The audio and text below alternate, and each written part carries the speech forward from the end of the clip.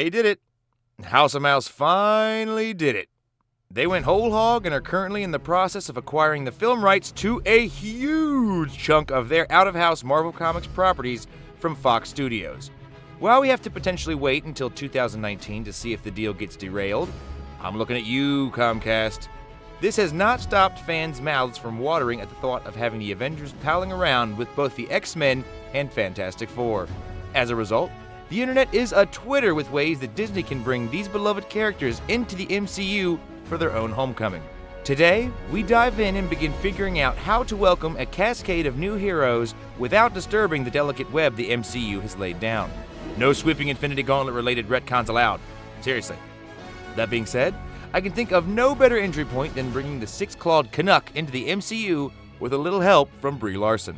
Well, more accurately, Brie's upcoming MCU debut in 2019's Captain Marvel.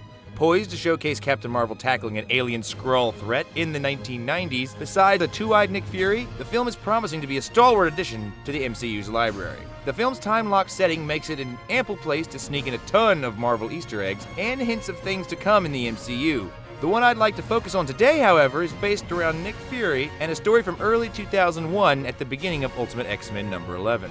The issue begins in the heart of the Gulf War with Nick Fury, complete with two eyes, transporting an unknown weapon through the deserts of Kuwait.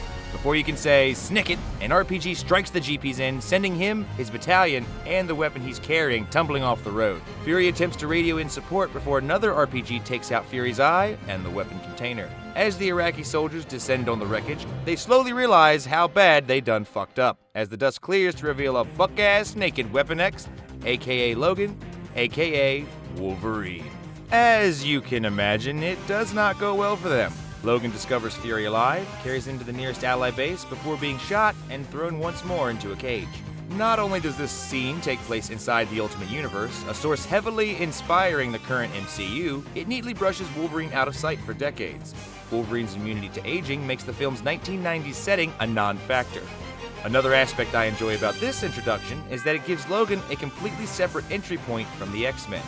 Now don't get me wrong, I want to see Wolverine punching bad guys beside his X-Men buddies just as much as the next guy, but does he have to do it right away? I mean, Wolverine hit the scene 12 years after the original X-Men team in the comics. Allowing the rest of the X-Team to be fleshed out in an origin-style movie allows the audience to connect with lesser-known members of the team before pouring Wolverine all over that sequel.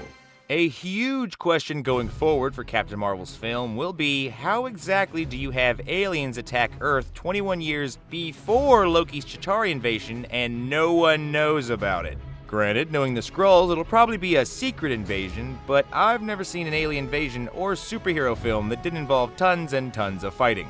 It makes sense for Earth's intelligence agencies to hide the invasion under the guise of one of mankind's wars. Having the 7-month Gulf War used as a cover for mankind's war against the shape-shifting SKRULLs fits very nicely into the story and Captain Marvel's time-locked setting. If aliens were attacking Earth and you had Wolverine locked up in a cage as a weapon, you bet your ass you'd have him slicing them up wherever they were. Using Samuel Jackson to get him there sets up a shared military history between both Fury and Logan and ensures Nick Fury, years from his Director of S.H.I.E.L.D. role, is able to take part of the action. Hence, we'll learn how Fury lost his eye only sweeten the theory pot. Sweeter still, if you diverge from the source material by having Logan slice out Fury's eye. Now, before you can bring up this scene in the comments section, last time I trusted someone, I lost an eye. I already thought of a way to explain this. While it is far-fetched to believe Fury would outright trust a dangerous naked man in a cage, what about a desperate Nick Fury? What about an injured Nick Fury? What about a Nick Fury surrounded by alien invaders with the fate of the Earth and all he's ever known at stake? Well, that sounds to me like a man ready to trust. That sounds like a man ready to take risks. Hairy, naked, stabby risks. Having Wolverine in beast mode, cutting down the SKRULLs and slicing out Fury's eye, before coming back to his senses long enough to get an injured Nick Fury back to medical help, before being shot by terrified troops and thrown back into a cage until the Disney-Fox deal goes through, makes entirely too much sense.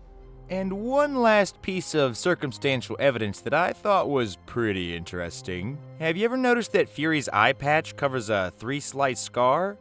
Just some food for thought there. So what are your thoughts on this sneaky way to get Wolverine into the MCU? You think I'm onto something, or am I just picking at scars that don't exist?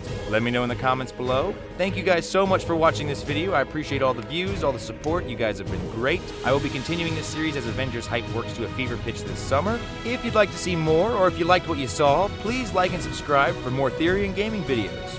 Until next time, guys, good luck and Godspeed.